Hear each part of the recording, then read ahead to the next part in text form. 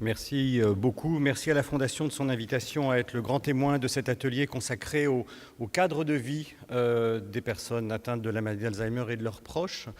En ouverture, j'ai envie de vous dire que c'est un atelier dans lequel on a navigué entre plusieurs échelles, puisque nous avons navigué entre l'environnement au sens très large, qu'il s'agisse de la ville, du quartier, de l'îlot où vivent les personnes, du logement, du domicile, du chez-soi, et puis évidemment du soi, le soi de la personne malade ou le soi de ses proches. Donc on a passé notre temps dans l'atelier à essayer de trouver des repères entre le social, le domestique, l'intime, en partant de l'environnement vers le soi, et puis en remontant dans l'autre sens du maintien, du soutien au soi de la personne malade jusqu'à sa place dans l'environnement. Alors, je trouvais que c'était vraiment extraordinairement intéressant. Mais peut-être que la limite de cet atelier, c'est qu'elle n'a pas assez interrogé les nouvelles articulations de ce grand emboîtement qui nous est donné comme une évidence à tous lorsqu'on n'est pas malade ou lorsqu'on n'est pas en situation de handicap. Et cet emboîtement se défait sous le coup de la maladie. Alors on avait trois grandes pistes de travail. La première, au fond, c'était de comment est-ce qu'on peut continuer à penser le domicile et l'établissement comme des lieux de vie. Alors moi, ce que j'ai bien retenu, c'est qu'une des caractéristiques de la maladie, c'est que pour la personne et pour ses proches, pour tous les professionnels qui sont concernés, mais d'une certaine manière pour la société tout entière, puisque l'interview de Joël Ancry hier disait bien que c'est la maladie dont les Français ont peur, les difficultés cognitives ont tendance à entamer de manière réelle ou symbolique la représentation et la réalité de la continuité de soi, du plus proche au plus lointain, dans l'espace et dans le temps. Et ça, c'est une très grande inquiétude qui traverse toutes les échelles dont on a parlé.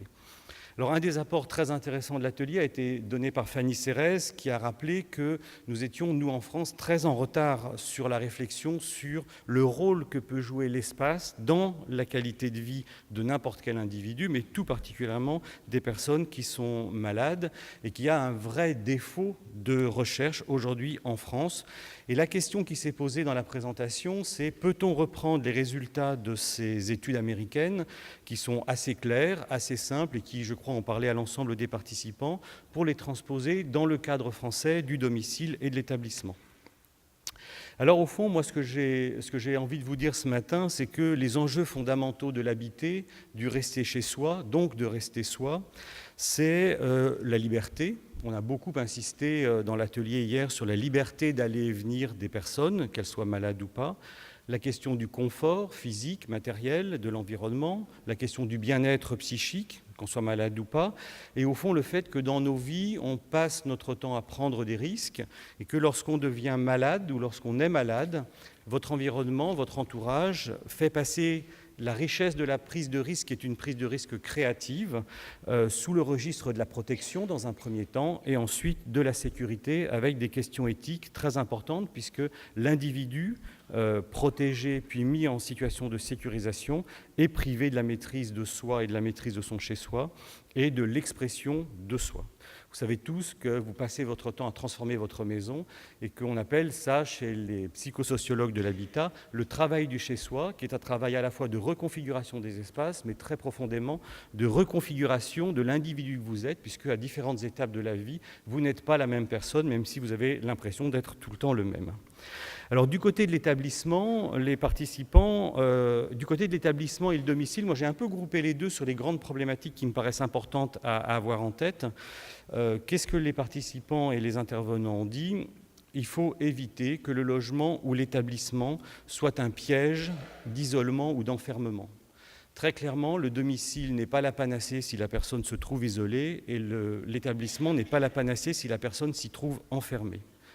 Il a été souligné aussi que, contrairement aux générations passées, les générations qui arrivent aujourd'hui aussi bien dans les établissements qu'elles soient malades ou simplement vieillissantes, ne sont pas celles du passé qui étaient dans un monde de relative soumission aux normes des établissements ou des professionnels, mais sont des gens qui toute leur vie auront eu le choix, auront eu des choix de reconfiguration d'eux-mêmes, des choix de vie, et que donc il va falloir que les professionnels s'adaptent à ces changements de mentalité et soient beaucoup plus mobiles. Et puis peut-être qu'il faut que collectivement, face à la maladie, nous prenions des risques, les risques du changement et les risques de l'adaptation aux situations nouvelles, plutôt que de reproduire un petit peu toujours les situations existantes. Alors du côté de la recherche, sur ce premier axe, qu'est-ce qui a été posé ? La première chose, c'est au fond, on le sait bien, du côté du domicile comme du côté des établissements, on réalise énormément d'expérimentations en France. On nous autorise toujours à ça. En revanche, ce qui est beaucoup plus compliqué, c'est de disséminer et d'acculturer ces expériences. Au fond, est-ce qu'il est aujourd'hui possible en France d'acculturer le savoir des expérimentations sans passer par un programme national ? Moi, je pense que c'est quelque chose d'extrêmement important. Il faut qu'on puisse créer des guidelines, des contenus qui vont pouvoir permettre qui vont pouvoir s'incarner concrètement sur des territoires de manière diversifiée. La deuxième chose qui m'a paru extrêmement importante, c'est comment est-ce que sur les 10 années de vie d'un patient atteint de la maladie d'Alzheimer, on va pouvoir coordonner et articuler autour de la personne malade tous les professionnels qui sont concernés et qui vont intervenir dans tous les domaines auprès de lui, et dans le domaine qui est le mien, plutôt l'habitat. Et évidemment, il n'y a pas que des personnels de santé. Qu'est-ce que vous faites du plombier ? Qu'est-ce que vous faites du peintre ? Qu'est-ce que vous faites des chantiers en habitat occupé ? Qu'est-ce que vous faites de la présence des proches durant ce chantier, etc., etc. Donc il y a toute une réflexion à conduire sur l'articulation entre le sens des espaces, les aménagements réalisés pour la maladie, pour les proches, et puis la coordination de tout ce petit monde sur cette durée de vie. Et puis, il y a une chose qui m'a beaucoup touché, d'une personne qui est concernée et qui a dit « Moi, ce que je veux aujourd'hui, c'est trouver l'information qui me convient au moment où j'en ai besoin. Mon conjoint est malade, je passe énormément de temps avec lui à chercher l'information et je n'ai jamais l'information au bon moment. » Je pense qu'aujourd'hui, il faut pouvoir créer, inventer, et là, il y avait des designers présents dans la salle et c'était très intéressant, peut-être avec les designers, des dispositifs humains et techniques qui vont permettre aux personnes concernées d'accéder à l'information au moment où ils en ont le besoin. Et je pense que ça concerne certes le public dont on parle aujourd'hui ici, mais ça concerne n'importe quel type de patient dans son parcours de soins et dans sa vie. Donc c'est au fond apporter la bonne information pour les usagers à la bonne étape de la maladie ou à la bonne étape de la vie. Deuxième axe qui était vraiment intéressant, c'était des activités porteuses de sens. Alors moi j'ai retraduit ça comme ça. Conserver, soutenir, accompagner le tissage de la vie quotidienne à travers des activités choisies et investies. Alors au fond, les objectifs de donner aux personnes malades des activités porteuses de sens, c'est quoi ? C'est d'une part les soutenir, leur apporter du plaisir. L'atelier a beaucoup insisté sur la question du plaisir qui permet de rester dans la vie, contribuer à redonner aux personnes un rôle social, et puis rompre un double isolement qui est d'une part l'isolement social lié à la maladie, et d'autre part l'isolement intérieur dans lequel peuvent se trouver les personnes. Donc au fond, ce qu'il faut, c'est dans un quotidien réinvesti par la personne et par les professionnels doivent faire preuve d'une attention nouvelle à la question du détail. Je pense que là, il y a vraiment un focus particulier à faire. On a tendance à voir la vie quotidienne comme un tout, qu'on n'interroge pas, qu'on ne décrit pas. Et là, pour le coup, les personnes malades nous obligent à porter une attention aux détails. Et on sait très bien qu'aujourd'hui, on n'aime pas s'intéresser aux détails, à ce qui est minuscule, à ce que l'anthropologue Albert Piet appelle le mode mineur. Donc au fond, toutes ces expressions corporelles, non verbales ou verbales, qui sont parfois communication. Et au fond, il faut sortir des processus qui sont ceux de la prise en charge. Donc là, au fond, du côté des axes de recherche, moi, ce que j'aurais envie de vous dire ce matin, c'est est-ce qu'on sait vraiment ce que c'est que vivre au quotidien, non pas au quotidien, mais dans le quotidien avec une maladie d'Alzheimer, observer et comprendre un quotidien autre, l'invention d'un quotidien autre, et en plus un quotidien qui est caractérisé pour moi sûrement par la dimension de la lutte, comme le dit très bien Dadoun, Roger Dadoun, le psychanalyste, l'âge agonique, la vieillesse est un âge agonique, et je pense que quand on est malade, on est encore plus dans cette dimension de la lutte pour continuer à survivre. Autre axe de réflexion qui m'a vraiment paru très intéressant, c'est que plusieurs directeurs d'établissement ont insisté sur les liens qu'ils avaient avec l'environnement. Donc moi, je pousserai le bouchon un tout petit peu plus loin, en disant qu'il faut faire une recherche sur, aujourd'hui, quelle est la fonction sociale d'un établissement accueillant des malades d'Alzheimer sur son territoire. Je pense que les établissements ne doivent pas rester des lieux de relégation. même si les Français ont tendance un peu à toujours le vivre comme ça, parce que je vous rappelle qu'on ne choisit pas de passer un séjour en EHPAD, on va plutôt en vacances à l'étranger. Donc, quelle est aujourd'hui la fonction sociale de l'EHPAD pour son territoire et vis-à-vis d'autres populations, et d'autres populations qui ne sont pas forcément des personnes âgées. Et donc, du coup, réfléchir à nouveau à quelles sont les bonnes échelles et pour qui. Et puis, on a réinsisté sur le fait que si on ne voulait pas que le domicile soit un piège, il fallait absolument recréer des liens. Et l'atelier, de manière assez symptomatique pour moi, n'a pas du tout évoqué l'habitat alternatif ou d'autres expériences d'habitat qui peuvent avoir lieu, notamment en Allemagne et en Suisse, pour les personnes malades de la maladie Alzheimer. Dernier point, c'était évidemment la question de l'échelle de la ville. Et là, on a rebouclé sur la question de l'accessibilité. Donc au fond, la question qui est derrière, c'est est-ce que le monde de la gérontologie, ou le monde des vieux, plus exactement le monde des citoyens vieux, va-t-il tirer les leçons du handicap et de l'accessibilité conçue par le handicap, ou va-t-elle être capable d'en dépasser les limites ? Vous savez aujourd'hui que la loi de 2005 est une avancée très importante pour les mentalités en France, mais qu'elle produit aussi des choses qui ne sont pas que positives.